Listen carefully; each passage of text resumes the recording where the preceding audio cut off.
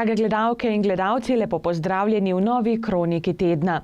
Pri Tabol teatru, ki deluje pod okriljem Kulturno-prosvetnega društva Josip Lavtižar Kranjska Gora, so pripravili novo premiero z naslovom Ljubezen druge polovice. V komediji nastopajo Petra Mlinar, Polona Zustovič-Bačnar, Nataša Vidic, Stane Jakl, Fredi Grelc in Marko Kodar. Režisersko delo je opravila Tatjana Peršuh, s katero so kranjskogorski amaterski gledališčniki sodelovali že pred leti, se takrat zelo dobro ujeli in zato vnovično sodelovanje sploh ni bilo vprašanje. Nepogrešljiva v zakulisju pa sta Bernarda Zaletel in Gregor Jakl.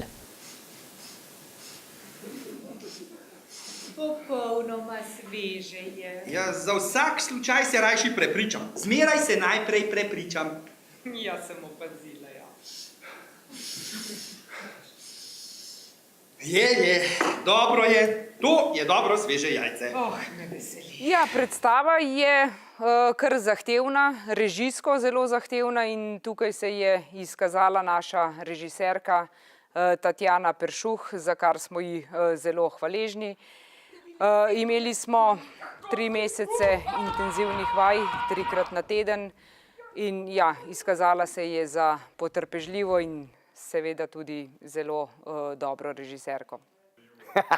Zahteven, ker moraš biti zmeden, pa če nisi zmeden, ampak je v redu. Glavno, da smo to pripeljali, te so videli, da sem raztresen, kar moram biti in fino. Sam upam, da nam takrat zdaj. Vse vloge so zahtevne, ne moram reči, da bi bila katera vloga prav lahka. Igra je dinamična, zelo je treba kombinirati med enim in drugim dnevom, medsebojno, med liki, interakcije med nami igralci po različnih dnevih in v različnih urah. Vaje so bile tako stempirane, da sploh nismo občutili nobenega takega prav preveč pritiska, kot smo včasih bili navajeni. Mi imamo 2-krat, 3-krat vaje, 4-krat na največ pa oder. In to je treba besedil čim prej znati. Zdaj, eni se ga naučimo tako, da bom rekel lihkje, ne?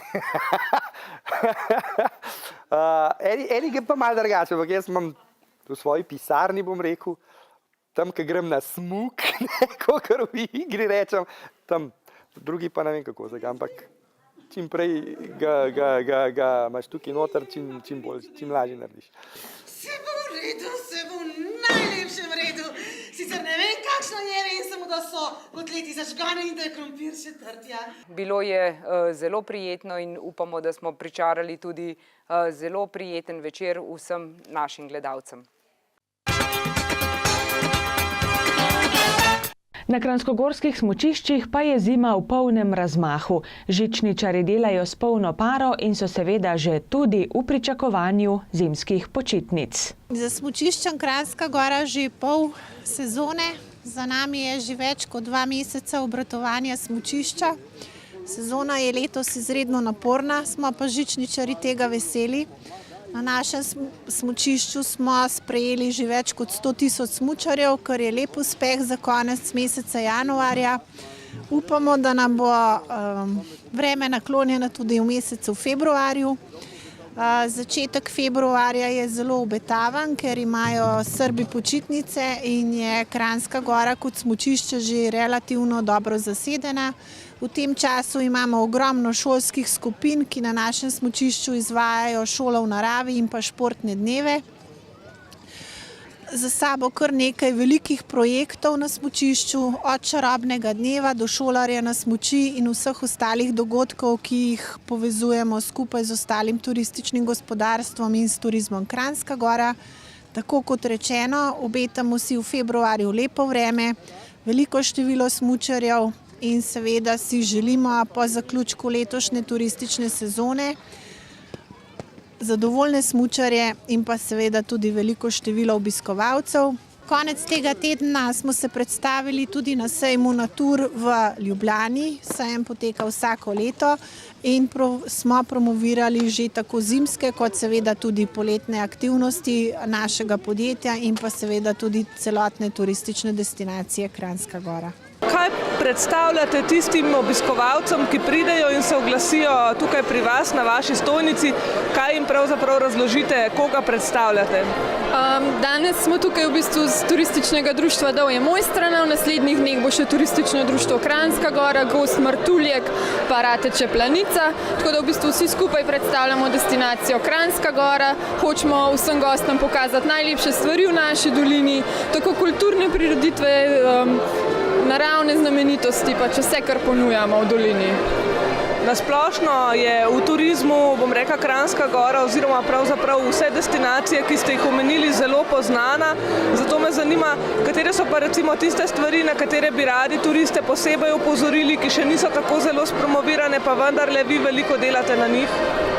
Mogoče ena izmed teh stvari je naš Slovenski planinski muzej. Tam se zelo razvija v Mojstrani nasplošno turizem, širimo ponudbo. Pred 2 leti smo tudi naredili to ferato v Mojstrani, zato v muzeju tudi ponujamo opremo za vse goste, da si lahko poskusijo ali z vodnikom ali sami preplezati to našo ferato. Pa predvsem tiste mogoče znamenitosti, ki niso tako znane, da bi se vsi gostje tam ustavljali, pa hočemo malo več poudarka na te, da se gostje lahko razpršijo lepo po celotni destinaciji.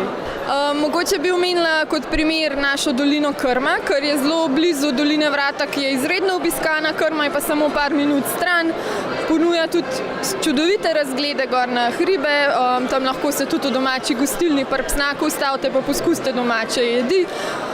Za sprehajati je kolesarska pot, vodi tudi skozi Krmo naprej v Radovno pa do Bleda, tako da v bistvu je izredno čudovit kraj, pa žal manj obiskan, kakor pa kakšne druge točke v dolini.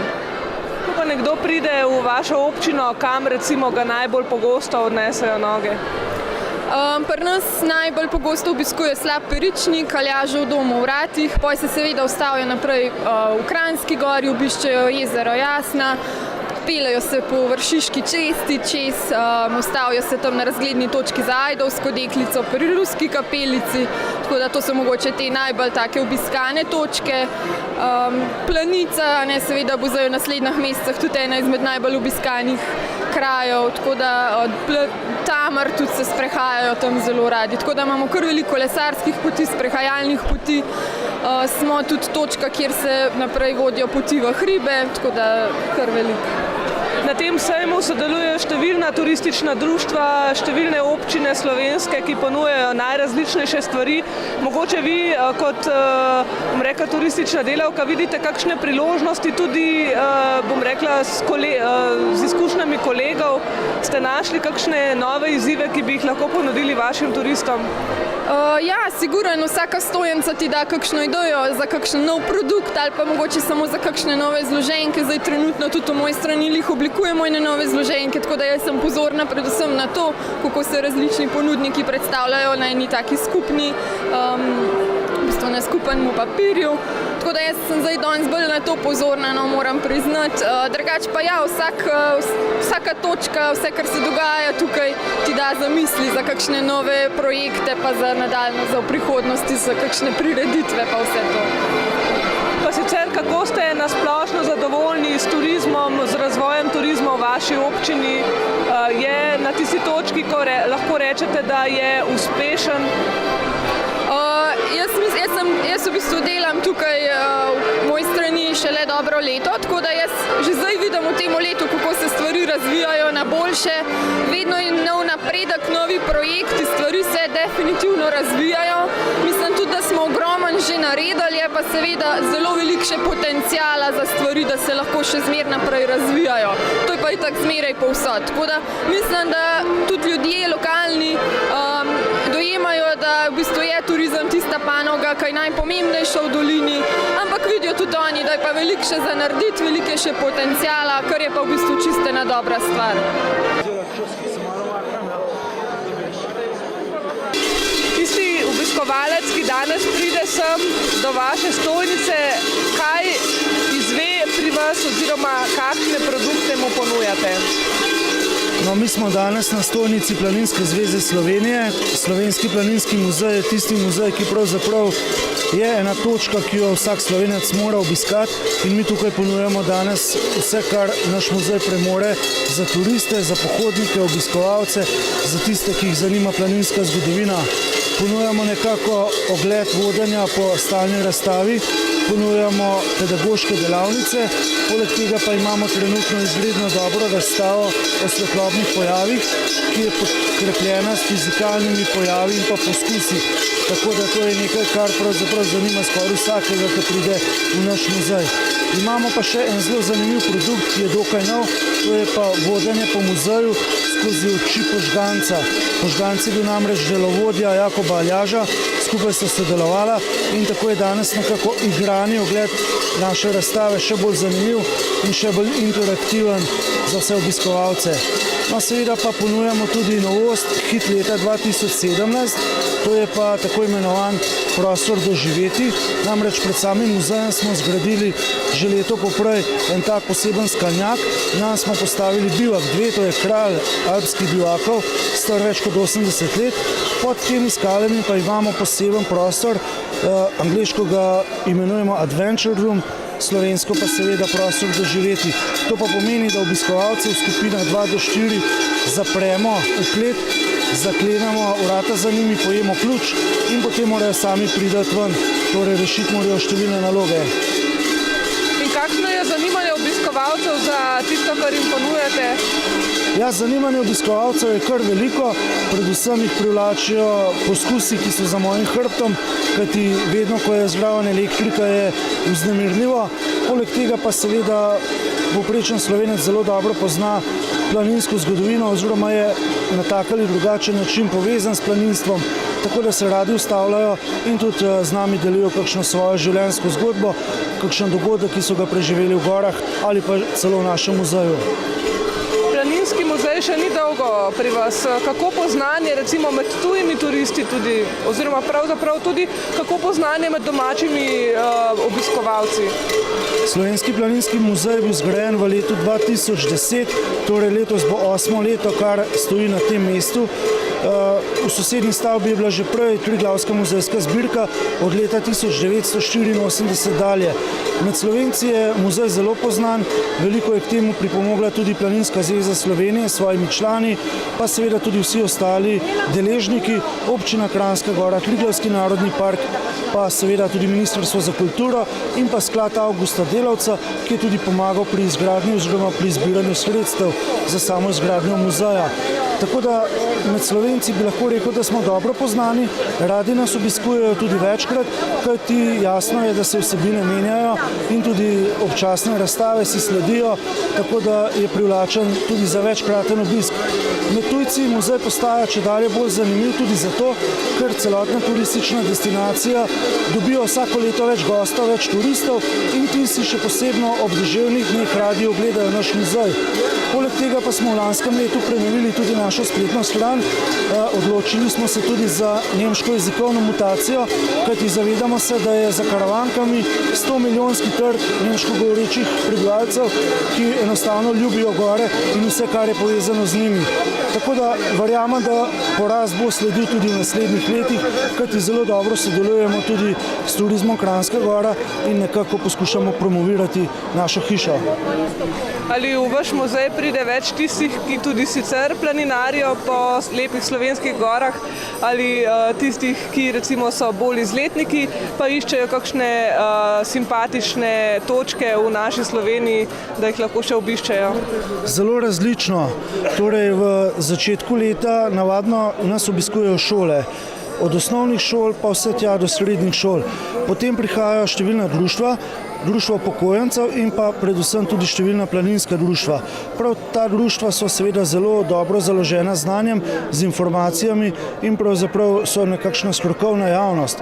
Potem pa v poletnem času prihajajo pa individualni gostje, ti pa prihajajo zato, ker bi radi doživeli nekaj novega, ki bi se radi pozabavali v našem interaktivnem muzeju in po drugi strani si želijo tudi spoznati muzej, ki je zelo prepleten s slovenstvom, kajti planinarjenje, pohodništvo, gorništvo in pa domoljubje sta šla z roko v roki, predvsem v drugi polovici 19. stoletja, pa potem tudi dalje. Poleg tega smo v lanskem letu naredili veliko za promocijo tudi zato, ker smo prejeli prestižno nagrado Živa Awards, to pa je nagrada, ki jo podeljujejo vsako leto najboljšemu slovanskemu muzeju. Zajeli so območje, ki pokriva več kot 230 milijonov prebivalcev in med njimi smo lani bili izbrani prav prav mi za tisti najboljši muzej v letu 2017. In tudi na ta račun ljudje prihajajo k nam, da bi si pogledali našo zgodbo in se spoznali z našim delom. V muzeju seveda potekajo številne službe, zelo dobro smo pripravljeni, organizirani, tako da imamo kustosinjo za planinstvo, kustosinjo pedagoginjo za pedagoške delavnice, pa tudi za andragoške. Potem imamo izredno močno recepcijo muzeja, ki ponuja tudi več kot samo muzej, smo tudi infotočka, tako da skrbimo nekako za promocijo celotnega kraja, pa tudi širše celotne destinacije, kajti Mojstra ne leži na vstopu v turistično destinacijo Kranjska Gora. Imamo pa seveda tudi zunanje sodelavce, ki nam veliko pomagajo na strokoven način, včasih pa tudi samo z obiskom ali pa z dobro besedo. Drage gledalke in gledalci, zdaj prelistajmo še koledar prireditev. Gledališka predstava Vaja zbora bo v Ljudskem domu v Kranjski Gori na ogled v soboto ob 19:30. V goste pride gledališko društvo Kontrada Kanal.